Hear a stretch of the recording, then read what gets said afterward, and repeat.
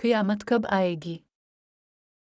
ये सवाल हर दौर में इंसान के ज़हन में रहा है, लेकिन कुरान कहता है इसका इल्म सिर्फ अल्लाह के पास है।